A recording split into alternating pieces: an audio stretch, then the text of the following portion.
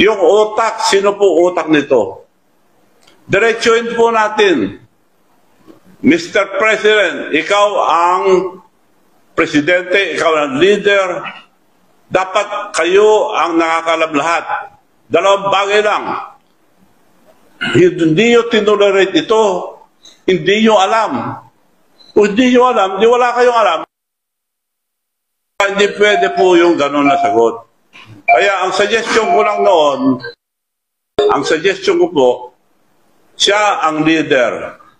Siya ang presidente. Para paniwalaan natin, unahin natin ang Ilocos Norte na imbestigahan, para malinis, maniwala tayo lahat. Dahil kami rin sa Ilocos Norte, lahat, imbestigahan nyo, maski hindi flood control.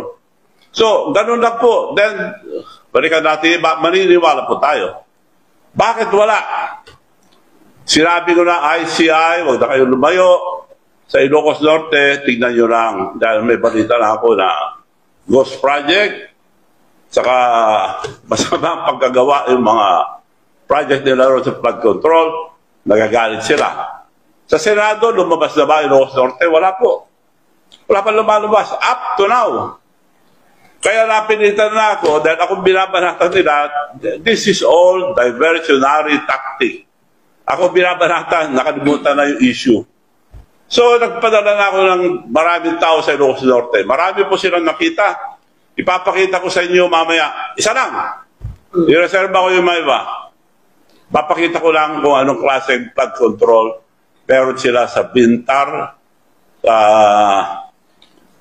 Parparoro, Bintar. Isa lang po ito. Marami pa po susunod. So, since madami po kayong ebidensya doon sa Ilocos Norte, in case po na invite kayo ng ICI to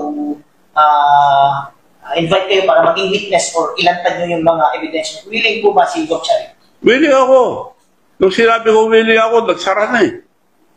So, ewan ko kung bubuksan pa nila. Sabi sa iba naman. Sa iba naman, meron na naman. Tatagal na tayo dyan hanggang investigasyon na tayo habang inuubos ang pera ng kabalang bayan. Sir, gaano kahalaga na unang imbestigahan ang Ilocos Norte na lugar mismo ng presidente? Para magkaroon ng kredibilidad ang presidente na magbintang sa mga ibang tao. Sa ngayon, si ganito, nag-aaway ng mga senador, congressman, at iba-ibang issue. So, bago ko makalimutan, gusto kong pasalamat sa isang gobernador na nakausap ko rin nung araw, gobernador ng Oriental Mindoro, Governor Bons Dolor. Kakilala ko po ito, maraming salamat po at kayo ang sumigaw yung mga ghost project dyan sa Mindoro. Sana po mga ibang gobernador, gayahin po natin siya. Sabihin niyo po lahat ang makalukuhan nangyayari sa inyong mga lalawigan at marami pa ito. And yung mga ibang may nakakaalam, tumayo po kayo. Be brave. Isa lang ang buhay po natin. Tignan natin, wala nang kinabukasan ang ating kabataan kung hindi tayo tutulong sa kanila. This is the future of our children's children. Tulungan po natin sila. Now, mag-schedule lang ang mga kabataan o yung mga mas hindi nag-aaral, sila mag-schedule. Huwag na yung mga politician mag-schedule ng rally. Isa lang. Isa lang po rally natin. At susuportahan po natin lahat. Nakikiusap po ako sa mga anak ng mga general, anak ng mga pulis. Payagan niyo po yung mga anak niyo dahil kinabukasan po nila ito.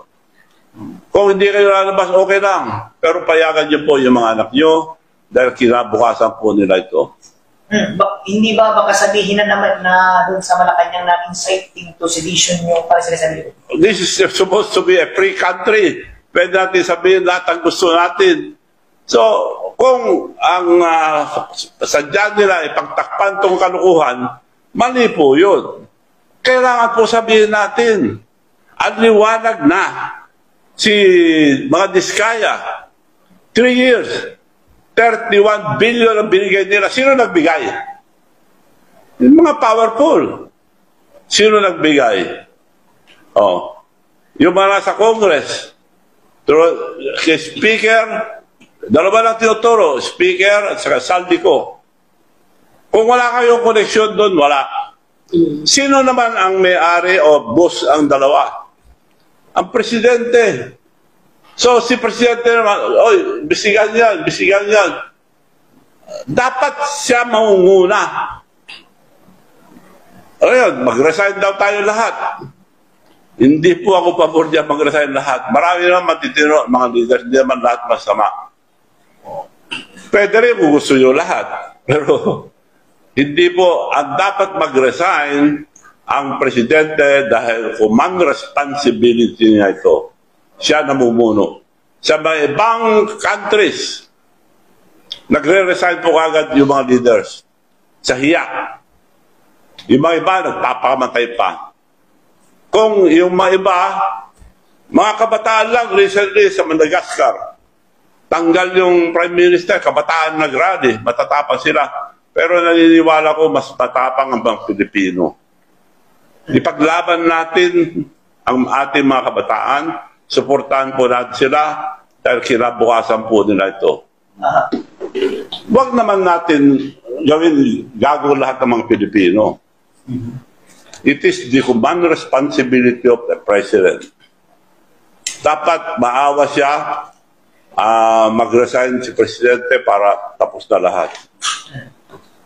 Huwag na sanang antayin na mag-rally ang tao hanggang sa Malacanang.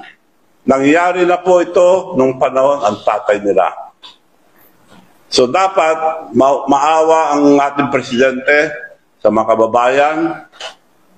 You have to go, Mr. President. Suggestion ko lang yun. Kung ayaw ang taong bayan, wala tayong magagawa.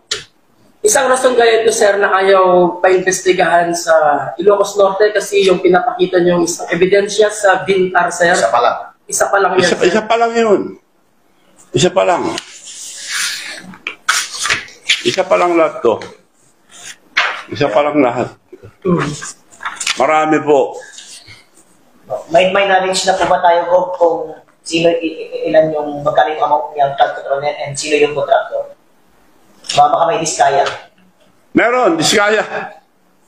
Si Diskaya, ang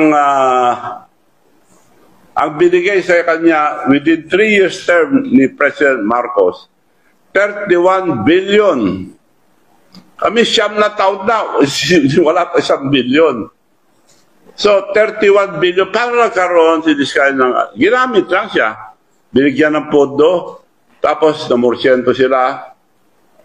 At sino mga gumawa? Yun lang ikukulong. Hindi, yung utak. Kung hindi, tuloy-tuloy po ito. Dapat yung utak. Dapat, sinong responsible? Kako nga, may mga testigo na. Yung mga public roads and highways mismo na tiga-kolekta, diadala kay Speaker at saka si Saldico. Saan naman diadala ni Saldico? Imposible naman siya lang. May mas mataas doon. So kung hindi alam ang presidente, kung hindi alam ang presidente, sino ang saan napunta yung pera? Sir, Hindi nila magagawa ito kung hindi walang powerful na nag-approve. kumbaga sir, sinasabi nyo na si Presidente Bongbong Marcos ang utak, mastermind, yung corruption na nangyayari ngayon. Well, hindi natin sabihin yan dahil sabihin nila. Iba na naman sasabihin. Pero kanino itong Pilipinas? Kaila Bongbong Marcos na siyang presidente. Kumbaga sa bahay, siyang father na pamilya. Sinong bibintangan mo? Yung mga naglilingkod sa iyo. Ngayon, binibintangan lahat yung mga kalyado na lahat. Huwag lang umabot sa kanya. Ang liwanag po, maliwanag pa sa buwan. Huwag po tayo palinlang. It is his command responsibility. In other countries, ulitin ko, nagre-resign agad sa hiya. So dito po, ang only solution,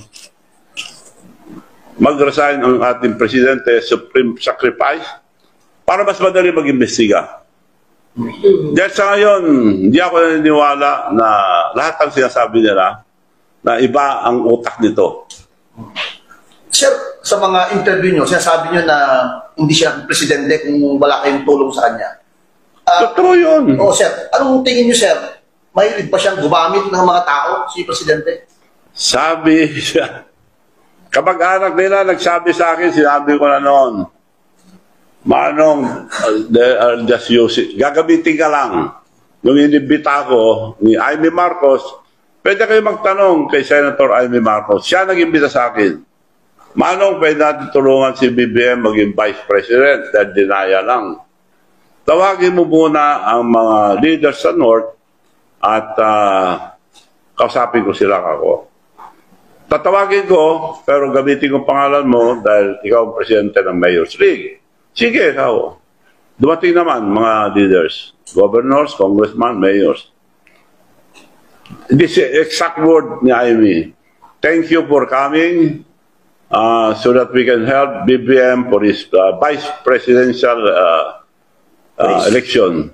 Vice president lang gusto. But Manong Chavit is a plan. Manong, can you tell us your plan? Well, kako, kung pupunta ka dyan sa vice president, marami ka mga kalaban, maraming issue sa iyo dyan. So, presidente muna. At that time, walang tatalo kay Inday Sara. At committed na kami lahat. Mayors, ako, and all the mayors are committed kay Inday Sara. Mag-file tayo for president muna. Tapos, kung mag-file si Inday Sara, atras ka, I have the leverage to talk to Inday Sara na ikaw ang vice president candidate, protected ka na. Palakpakan lang sila. Sabi ni BBM, thank you Manong. Wala siyang ibang ginamit, kundi yung mga plano namin, ginamit lahat. Ako unang tumulong financially. So, the rest is history. So, nakikiusap po ako, nagsasabi lang po ako ng totoo. Kung ikulong nila ako, wala po ang magawa. Pero wag po tayong matakot, mga kababayan, dahil future ang ating mga anak at anak ng mga susunod na henerasyon. Pagpakawala niyo ito, magiging masamang president. So, tulong-tulong po tayo. Marami pong suggestion sa Senate, but I will stick to my suggestion. Si Presidente ang mananagot dito dahil siya ang Presidente. Kung man responsibilidad niya ito, siya ang namumuno sa ating bansa. Alam niya lahat to. Kung di niya alam, anong kwento siyang Presidente? Yun lang po. Maraming salamat po sa inyo lahat.